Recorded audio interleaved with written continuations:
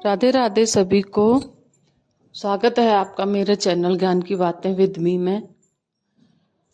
तो आज का मेरा विषय है कि किस फूल के बनने से कौन से देवी देवता प्रसन्न होते हैं, किस देवी देवता के प्रसन्न होने पर कौन सी आकृति बनती है, या फिर फूल के अंदर जो आकृतियां बनती हैं अलग अलग तरह की, उन आकृतियों का क्या मीन्स होता है, उनके अंदर कौन कौन से आकृतियां बन पाती हैं, किस देवता के प्रसन्न होने पर कौन सी आकृति बनती है, किस श्रेष्ठ देव के।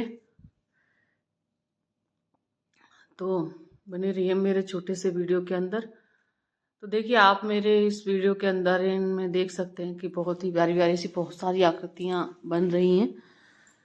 तो वीडियो को ज़्यादा लंबा ना खींचते हुए मैं आपको बताना चाहूँगी कि जैसे अगर पर्टिकुलर आप अपने मंदिर के अंदर पूजा करते हैं, तो मंदिर के अंदर पूजा करते समय कोई भी जैसे किसी भगवान की आकृति बनती है, या फिर भगवान की ना बनकर अगर फूल की आकृति बनती है, तो समझ लीजिए कि आपकी पूजा प्रभु ने स्वीकार कर ली है। और अगर विशेष कोई आकृति बन रही है, जैसे किसी प्रभु की आकृति बन रही है, या फिर उनके जो संकेत होते हैं, जैसे डमरू की आकृति बन रही है, तो शिव जी की पूजा आपने की है और डमरू की आकृति बन रही है, तो इसका मतलब भोलेनाथ ने आपकी पूजा स्वीकार कर ली है। अगर बंसी की आकृति बन रही है, तो कृष्ण भगवान ने आपकी पूजा स्वीकार कर ली है, ठाकुर जी ने आपकी पूजा स्वीकार कर ली है।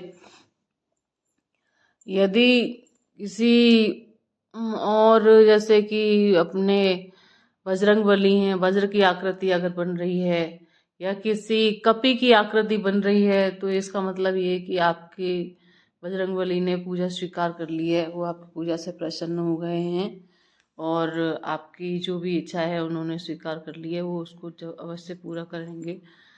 अगर इस तरीके की चंद्रकला की आकृति आपके उसमें बनती है, तो इसका मतलब ये है कि जो भी सभी देवी देवता हैं, ये आपने अपने श्रद्धा से जो पूजा की है वो उन्होंने स्वीकार कर ली है, वो आपकी इच्छा जरूर पूरी करेंगे। जो भी इच्छा आपने उनके सामने प्रकट की है, जिस भी भाव से आपने उनकी पूजा की है, जिस भी कारण से की है, तो वो आपकी इच्छा जरूर पूरी करेंगे। और जैसे कि मोर की आकृति बनती है, तो मान लीजिए कि कार्तिकेय जी ने आपकी पूजा स्वीकार कर ली है। और जैसे कि वज्र की आकृति बनती है, तो बजरंगबली ने आपकी पूजा स्वीकार कर ली है, या कपि की, या फिर जैसे कि त्रिशूल की आकृति बनती है, या फिर शेर की आकृति बनती है, तो माता रानी ने आपकी पूजा स्वीकार कर ली है। और फूल की ओम की आकृति बनती है, तो जिस भी प्रभु की आप पूजा कर रहे हो उन्होंने आपकी पूजा स्वीकार कर ली है।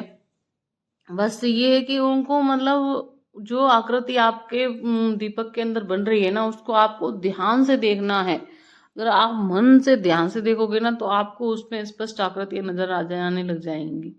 बस एक दृष्टि का फेर होता है, आपको दृष्टि लगा करके रखनी है अपनी वहां पर अपने दिए के अंदर, और वो आकृति आपको स्पष्ट नजर आने लग जाती है। आप पहचानने लग जाओगे कि कौन सी आकृति आपके उसके अंदर बनी हुई है। तो जैसे दो फूल बनते हैं और अनेकों फूल बनते हैं, तो यूं समझ लीजिए कि आपकी सारी मनोकामनाएं, जो भी आप करना चाह रहे थे, आज तक के रुके हुए जो काम थे, वो सारे पूरे होने वाले हैं। जय श्री राधे, जय श्री राम।